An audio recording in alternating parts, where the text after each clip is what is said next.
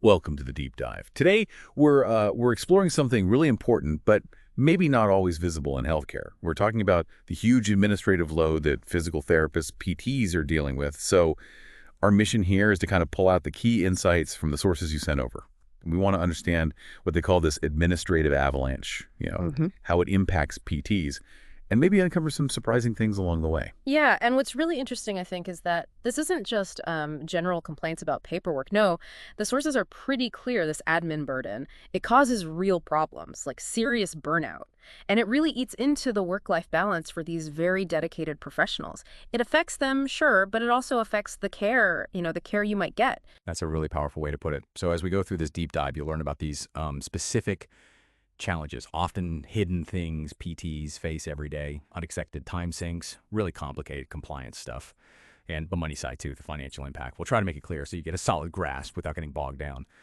Okay, so let's unpack this a bit. One thing that just jumps out from the sources is the sheer time PTs spend on documentation. Get this, it's an average of 42 minutes every single day. Just finishing notes.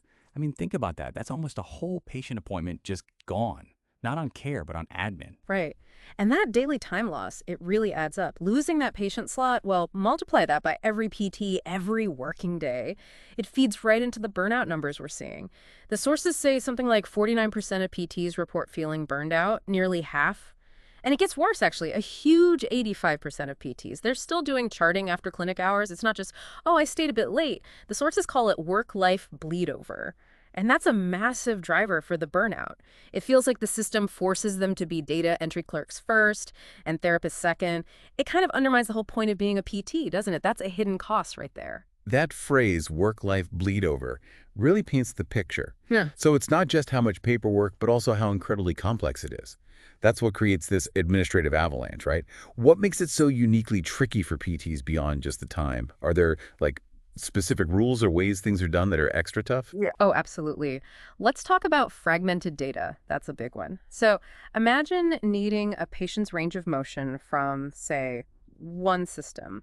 Then their exercise refs are logged in a completely different place. And maybe their latest MRI report is buried in an email somewhere. It's like a digital scavenger hunt for every single note.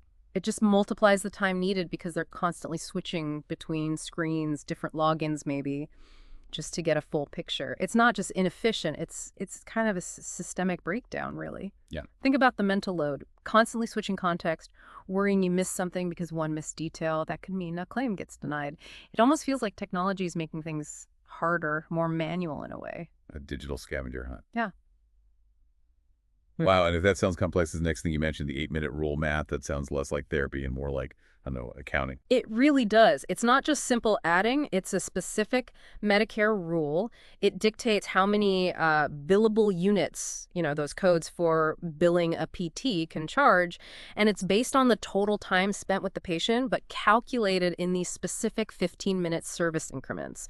So therapists have to meticulously track and add up every single minute for each type of activity. It's super time-consuming. And again, it pulls their focus away from the actual therapy. They're forced to watch the clock in these arbitrary blocks instead of just focusing on what the patient needs right then. And it's not just the time and the mental gymnastics, is it? This complexity actually costs them money, too. There are real financial consequences. Precisely. PTs face around a 12% first-pass claim denial rate. Now, 12% might not sound huge initially, but think about it. That's more than 1 in 10 claims getting rejected right off the bat. That means lost revenue for the practice, plus all the wasted time and effort trying to figure out why, fix it, and resubmit. It's a real double whammy. And then there are the Medicare progress note deadlines. Medicare demands a new progress note every 10 visits, period. If you miss that deadline, you risk recoupment. That means Medicare could actually take back money they already paid you for those services. So the system has all these tripwires, basically. It feels like, as the sources say, it's actively undermining what PTs are there to do. It swamps them in documentation instead of letting them focus on patients. You read about therapists like Kristen, mentioned the sources. She's at her laptop at 8 p.m. Her clinic closed at 6. And she's there, carefully adding up timed codes, making sure everything is perfectly compliant long after her patients have gone home. Wow. That really puts a human face on this whole administrative thing.